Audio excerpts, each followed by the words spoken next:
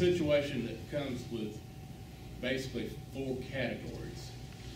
1, the person moved within 30 days.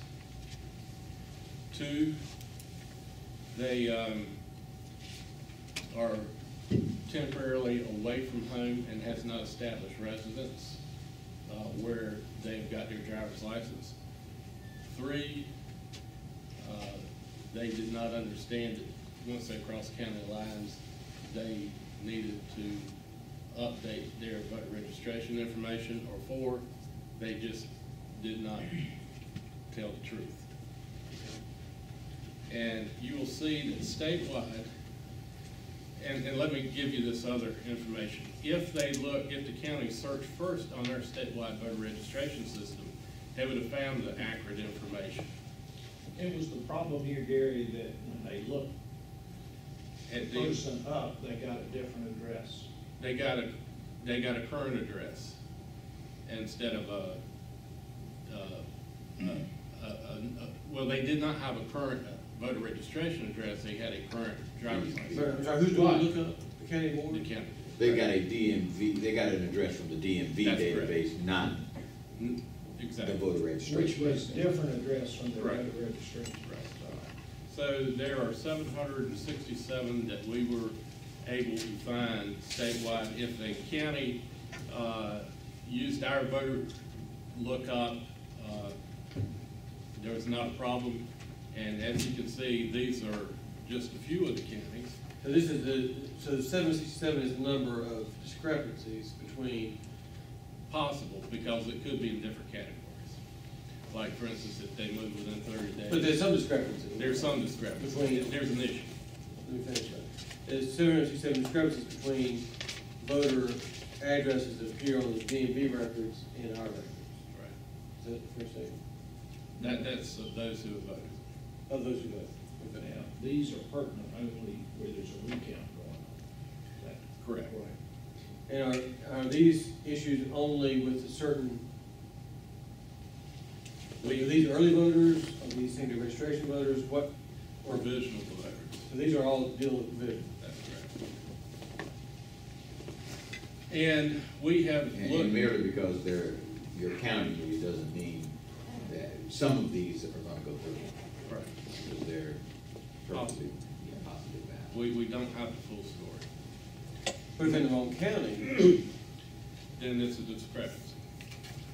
and I mean, you count for a statewide race, I take it. Yes, but if it's. Oh, but you can't vote in a county other than where you reside. Right. Right. Okay, got you. But all of these are all of these different counties? The discrepancy is a different county? The discrepancy is that they now have a driver's license in another county than their voter registration. So all of these you're talking about a different county? Yes, but like I say, if they moved within 30 days, they're eligible to vote at their old place. And if they're temporarily away, they're eligible to vote at their old place. Anything else is a discrepancy. Now, Like the discrepancy can be checked out yes, sir. in the provisional ballot process. Not in provisional process because it was not caught in time enough for counties to do their research. What would have to happen is for the county to get through if it made a difference in a race, through a preliminary hearing or through a hearing process, have those people give evidence if they fall in what category. Okay. But at this point, none of these ballots are counted. Yes, they are. They are for the statewide race? For every race.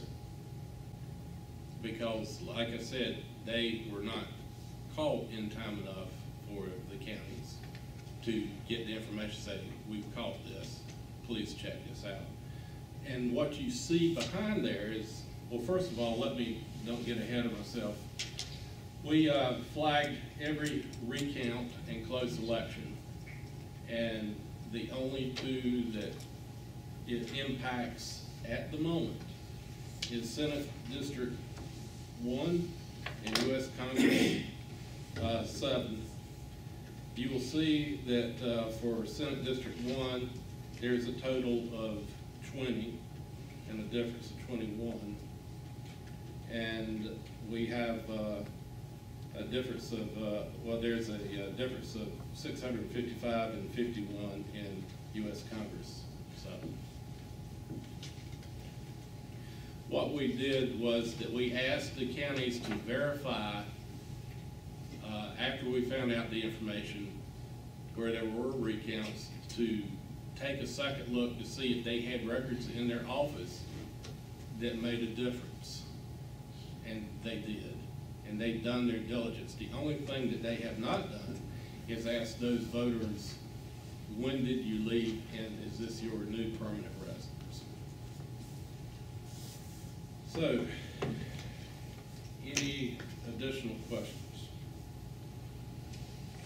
So, you're saying in Senate District 1, there are 20 ballots that were cast by voters Who may or may not be eligible. who we think did not, or there's some evidence they did not reside in the county in which they voted? Yes.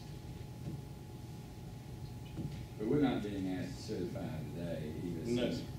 Senate District 1 or Congressional District 7, is that correct? That's correct, but you needed to know. Okay, and this information has been sent to the counties for them to check out. Yes, sir.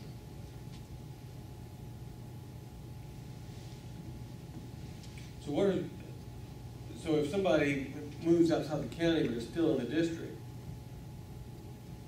I don't know if we've had that situation around us before, or at least I'm not aware of that, but I guess. There are none who fall in that category. In Senate District 1? Yes. And are they eligible to vote? Not if they set up a new residence in a different county. When's the recount anticipated to be complete?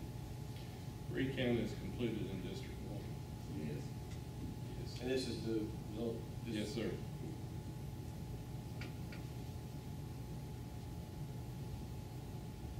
And when does the period for protest? There is a 24-hour window that they could ask for a random 3% sample hand-to-eye count. And if there are differences and it can be extrapolated to affect the outcome of an election, then a full recount can be ordered by the state board. Well, if the 21 vote difference, there are probably any differences in the recount, it's going to get extrapolated out. And that's the out. I don't disagree with that. So, so when is the time for the, maybe request for this 3% review? It needs to be given us, what time did Gates finish, do you know? I don't have a specific time, I just know it was yesterday afternoon. It would be probably after 5 o'clock today. Which means it's realistically in the morning. Yes. Yep.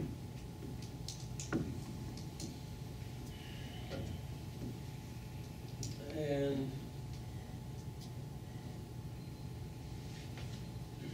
what steps can we or should we take to deal with these discrepancies between the addresses? I don't know what we can do about that. Well, DMV now knows to pull it from the correct source, but one of the things that I think that we should do is to request that information before each election from DMV to do a cross-check to see how many people have moved that have not updated,